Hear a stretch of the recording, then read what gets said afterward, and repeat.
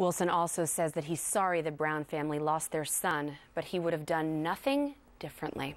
All right, Pete, I want to go to you on this. He said, look, I was going to lose my life, I thought, so I had to make a decision. But a lot of people critical of his tone. And I want to ask you, as somebody in military, someone who's had this kind of training, is he trained to speak about these things without emotion? Because they're saying he wasn't passionate enough. He didn't seem sorry. It was an instant split-second decision, the kind that cops make every day, that soldiers make on the battlefield. I think this is a man content with the decision that he made.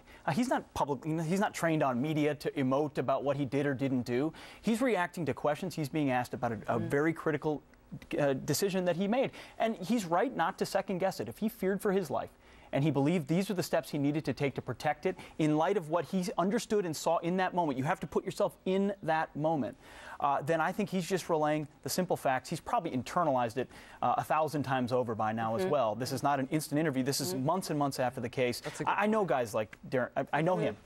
He was just wanted to do his job and wants to go about his life. I think that's a great point, Kennedy. No police officer wants to shoot anybody. This is a tragedy. I mean, look, his life is ruined. Darren Wilson's life is ruined. His career is ruined. This is not a decision that he wanted to make. No, and you know, it's funny you talk about that, and I see my brother, who is a former cop. That's who I see when I watch this interview. But I also know, you know, talking to my brother for years, you have, you know, he used his verbal commands, but he should have had a taser. He said in his grand jury testimony he didn't have a taser, and who knows if that would have worked on someone Michael Brown's size. It probably would have, but you know, and he said he didn't want to use his mace, but he had a couple of tools in his arsenal before using deadly force. I look at it from the perspective of a journalist. I mean, I've sat down across the table from folks like this before, and you look at them, and I watched the interview very closely.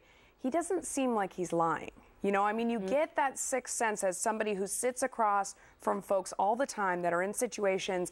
It was a long interview. I don't think he was lying at all. Well, neither did the grand jury when they looked at all the evidence. It matched up exactly with what he was saying. Harris, I want to go back to this point about what's happening with crime policy, because we see it in New York. The direction it's headed is a scary one, where police are now told, don't do your jobs. They're scared. It's either lose their life, lose their pension, or go into these communities with high crime. Harris, if cops are scared to do their job, who suffers the most then? Well, people who dial 911, because you expect them to answer the call no matter what.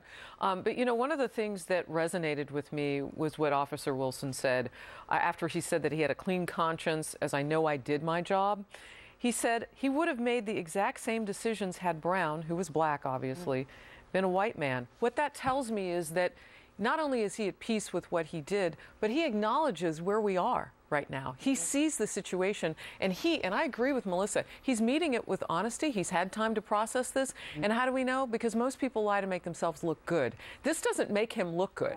The fact that he had other options, maybe, I don't know, but the fact that he would even bring any of that up, it doesn't make him look good. He's saying, in my humble opinion as a journalist, and yours too, he's saying what's there. And there were African-American witnesses, as you read through the material that's being released now, who corroborated his story. Absolutely. And Kennedy, to your point about tasing, escalation of force you always want to use. You want to use, but the minute you cross the threshold of your life being threatened, where you believe you'll be killed, once you reach for your gun, you can't go back to your taser. It's instantly justified. It's like going back to holding hands once you've gone to third base in a relationship. Or that, yes. Indeed. Yes, or that. Yes, or that. President Obama